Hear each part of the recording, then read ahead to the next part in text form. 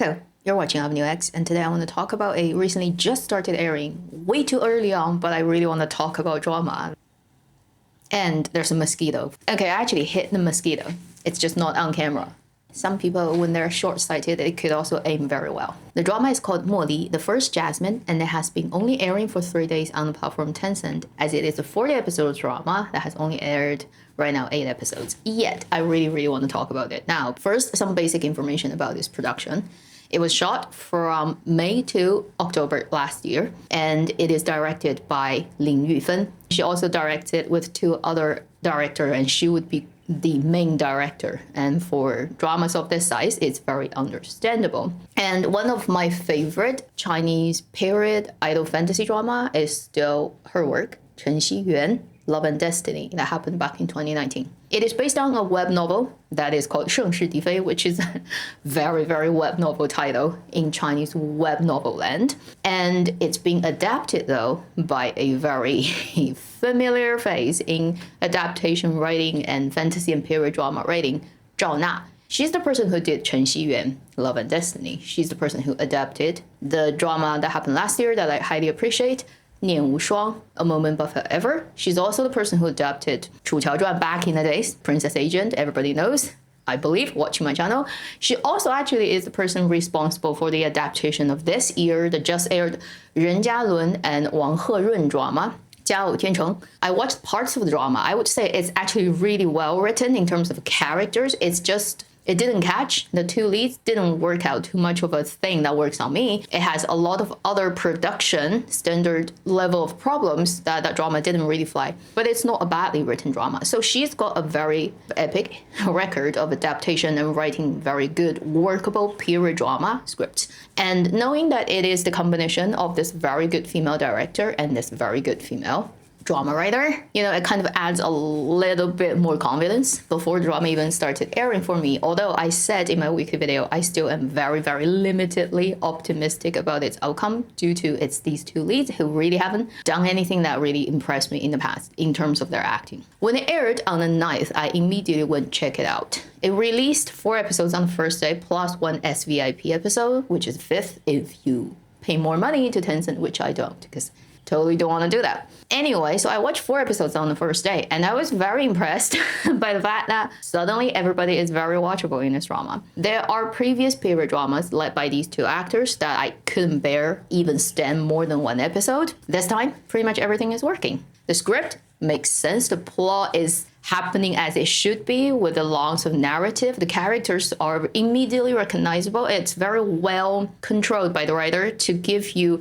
just the right amount to make you feel curious about them. They're slightly mysterious, but not totally not understandable or not making sense, so that you are hooked on very early on in the story and keep watching. And there are a couple of very surprisingly good elements that I totally didn't see that this drama could have had. Pretty much right now, I'm very confident that this drama is gonna go, even if it's not gonna be like one of the best period dramas out there in this category, idol drama, it's gonna actually be probably better than 95% of same category dramas that comes out in this year. Even though it's only half year mark, I have a feeling that it probably is gonna end up like that. So it's a surprisingly very early on, but rather positive review from Avenue X, and I'm gonna go into details now about why. First, very briefly introduce you to what the story is. I haven't read the book, and I think there's a significant amount of adaptation happening. Also, during the first day airing, there's some drama on Chinese internet, somebody claiming to be its original writer who didn't get credited enough and comes on the internet and tries to stir up the water, but seems to be immediately sort of quieted. That person who claims to be the person who actually wrote the original script, actually, because of her work is too bad, the director decided to actually not take any of her writing and hired a new writer to redo the whole thing. And the new writer is the person she's worked with previously on Love and Destiny and other things, and knowing she could write well. So basically, the current version you see is pretty much not related to the person on internet claiming that they were the original adaptation writer. So there's like a mess in that, but it's kind of clear when you watch the drama, it's written by somebody who knows what they're doing. If you've watched this scriptwriter's previous adaptation dramas, you can smell the scent. It's her, okay? It's that person behind writing it. The loop in her brain is the same loop. Now let's talk about what the current adapted drama actually is about fictional dynasty. And it starts with our female lead character, who is basically one of the ladies of a powerful official family. She got off a mountain that she's been basically lived in for years, as she was sent away to be a student over there to get married in the capital as an arranged marriage with a prince. But this is a not favored prince. This is a handicapped prince. This is a prince who's actually, in a way, a criminal because his family and his brothers were involved in previously some kind of really bad things. And the rest of his family are pretty much all killed. Only him and his nephew and his brother's wife are alive in that kind of lonely mansion. Initially, she's actually betrothed to another prince who is much more in favor. Somehow something happened politically in the court that ended up being she got actually rearranged to marry this not favored prince. And this is the only opportunity she gets to leave the mountain because she's been a student of that mountain for years. And that mountain actually got surrounded by imperial army because it didn't support the Empress Dowager's attempt to climb to the throne herself. Therefore, that whole mountain has been surrounded by armed force for years and nobody was allowed to go in and out. And she was in the mountain when it happened. And she's only allowed to get out of the mountain because she's about to marry a prince. So all that political background is there. And she gets to the capital and she marries. And that guy is our male lead, played by Cheng Lei. And he is a very complicated prince with a lot of family baggage. And right now, at the beginning of the story, he is pretty much like in wheelchair because he's got a destroyed leg that he cannot walk on, but later he's gonna be fine because it's a romantic story, you know, it has to go there. Otherwise, how are you gonna have all the romantic moments of turning in circles when the guy is literally in the chair? And it's the typical sort of marry first and fall in love later story. It does sound quite boring because it's like a lot of other web novels and adaptation dramas, but the sort of nice thing about this drama lies in the details of how they tell the story. What are the orders of events even in each episode, how they string that together, how they time it with editing, and how they end each episode with the next episode's beginning, and also how people intentionally shuffle the order of narrative. So you see something happening and you see a result, and later you'll see it gets sort of slightly flashed back to show what the process are to reach that point where actually more intentional human sort of maneuver were involved, and which you would not be knowing when you initially see the result of the thing. So it has a lot of mini flashback in those episodes to show you that both leads, the male lead and female lead, they're very complicated and clever people, and they all have their plans and they do things with a lot of control. Probably natural scheming politicians in a way. So when they combine together and then when they are actually essentially good people who have just been wronged in many ways, this is where the story is going to go, where they're going to find their justice, and they team up as a very strong team because both of them are very, very, very clever and good at doing what they're doing. And at this stage, because it's very early on, if I have to say what is not good about this drama would be, who knows what's going to happen in the next 32 episodes. Although I have a lot of confidence in this director, also writer. Like this writer, because she's on board, I have like suddenly 80% of increased confidence in the drama. Even if this one doesn't end super well, I don't see a huge sort of like cliff ahead that you will fall off. So now let's talk about upon the first 8 or so episode, what I have observed that may contribute to my confidence in that it would end pretty well. Point number 1, I kind of have mentioned it. The story is extremely normal.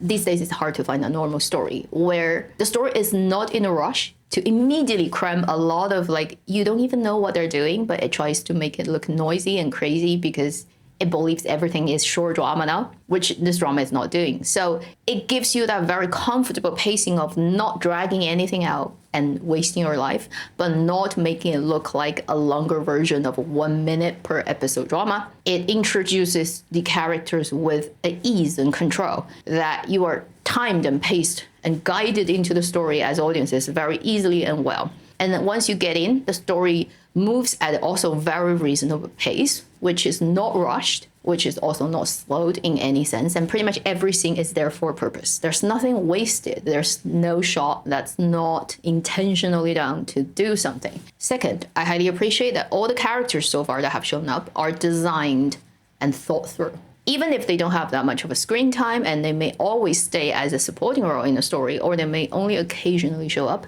if you just look at their screen time, it is still a through line that makes sense. why this character is there, why they show up at this point, what function they do for the story. But outside of that function, it's easy for you to imagine they have a real life. They have beginning and end. They have time off screen that they have to go and do things. And it makes sense for them to therefore show up at that stage and being captured by the camera in that scene. And they leave and they will come back later, but they all show up at the right time, you know, like it makes sense for them to be there. Whereas bad dramas will just randomly pick anybody they want to use and forget about their existence afterwards. This drama writes everyone like believable, and it's kind of already providing a much more believable picture than most of the other period dramas I've watched these two leads have done in the past.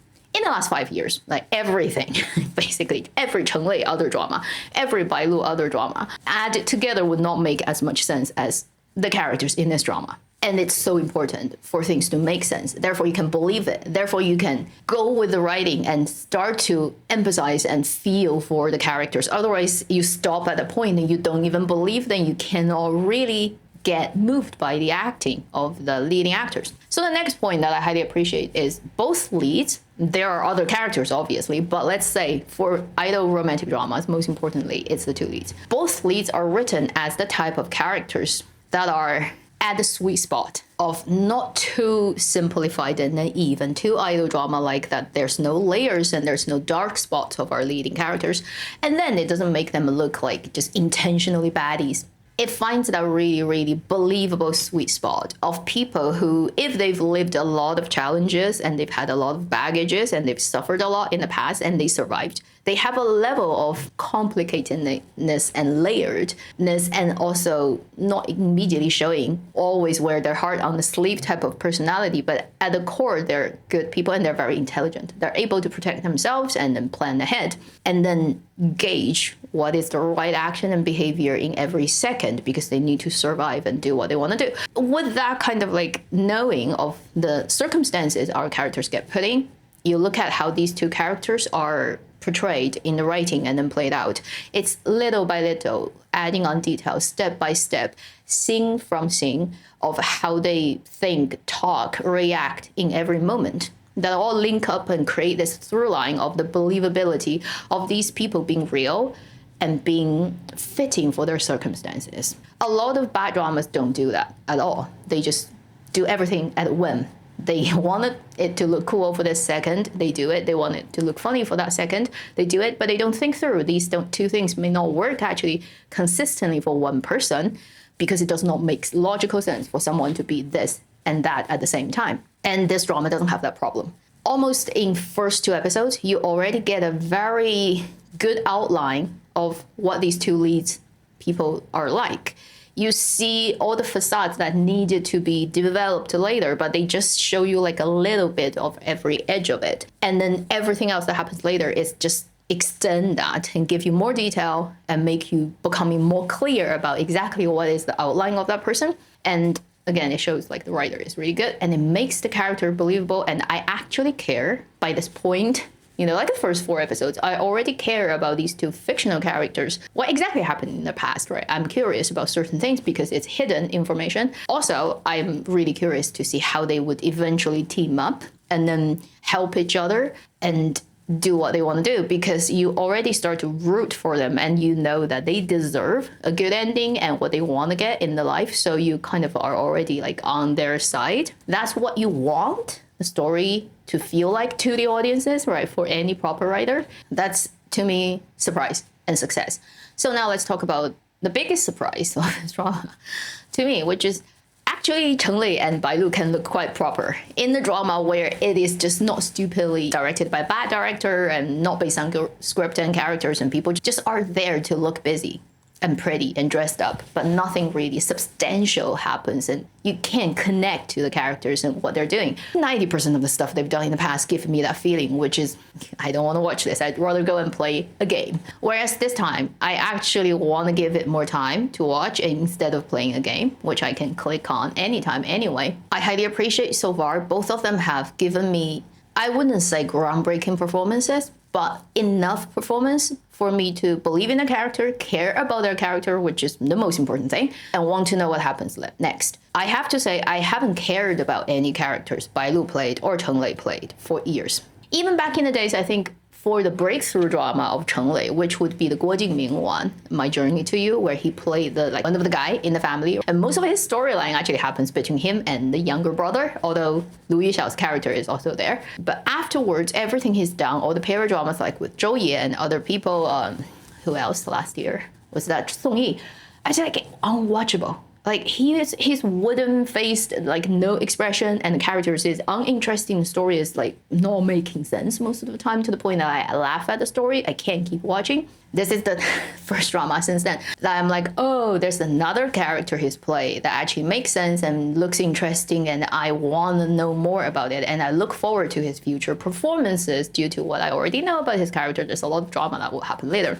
So that's the first worked character of Cheng Lei's ever since he showed up to me. For Bai Lu, even more so, because she's been around for a lot longer. Very, very, very early on in her career, there were a couple of worked characters where I feel like just because a newcomer has that kind of urge to prove that she has something, there's more heart in her role back in the early days. Later, when she goes on the traffic route, and particularly since 2023, that drama, ever since then, everything she's done is like, I can't watch. She's not putting her heart in it. She looks the same in everyone, and her line delivery was a huge problem throughout all those dramas if it's her real voice. This time, I wouldn't say the olden days Bai Lu has come back. I still feel there's a level of like inertia. It's like she's doing the habitual things she's done. But I think this time she's got a very good character on paper. She's got a very good director, so slightly tuning things in everything.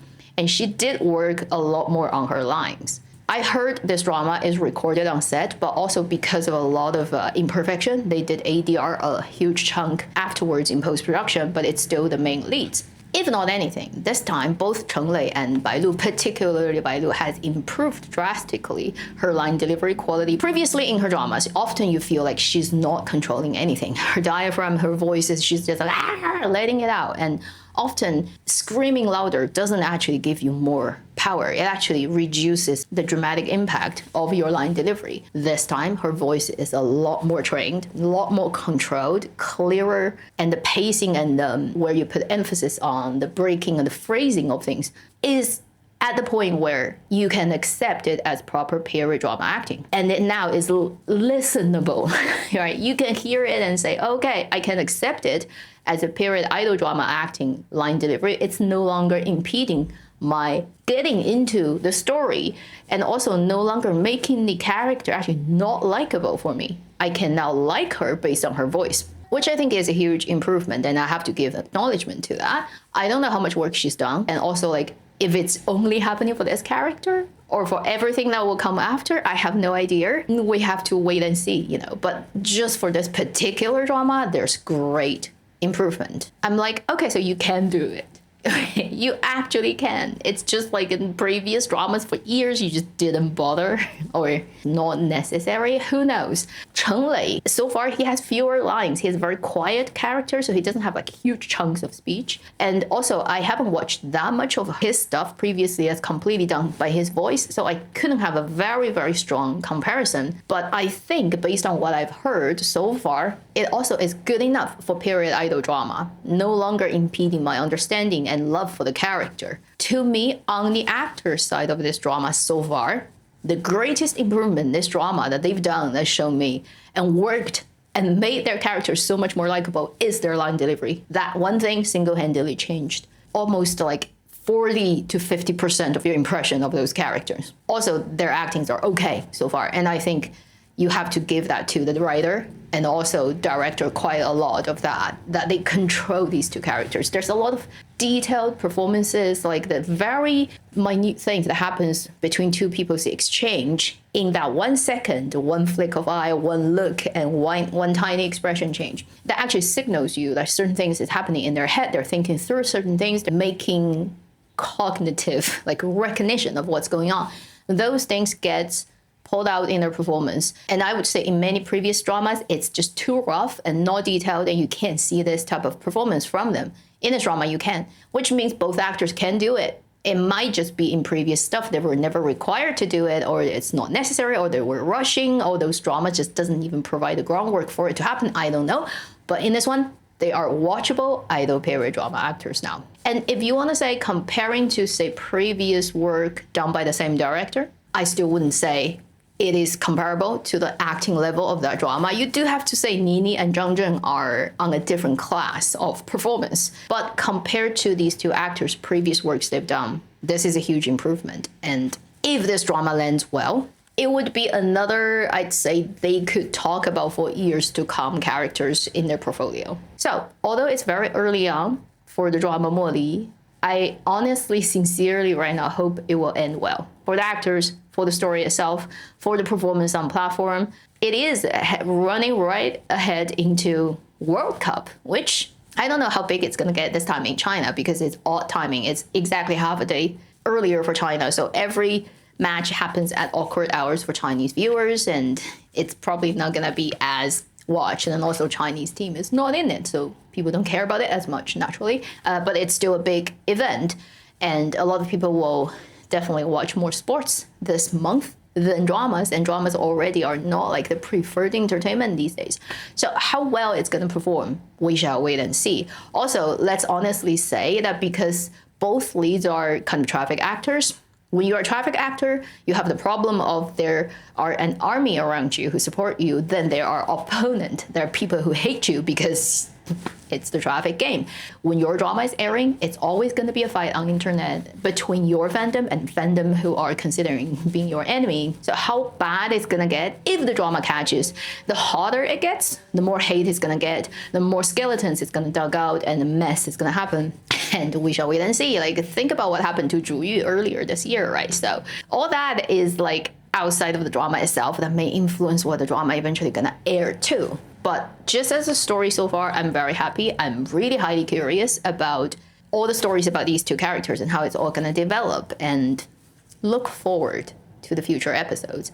And pray that the magic of Lin Yufeng, this director who's really good at directing personal relationship, moments to moments, like between two people, what happens in their conversation, that kind of electricity flow. She's the best at doing that. Will give us more great scenes from these two actors. Thank you for watching Avenue X. Hope you're having a good time whenever this video finds you. I'll see you in my next video. Meanwhile, live long and happy drama watching.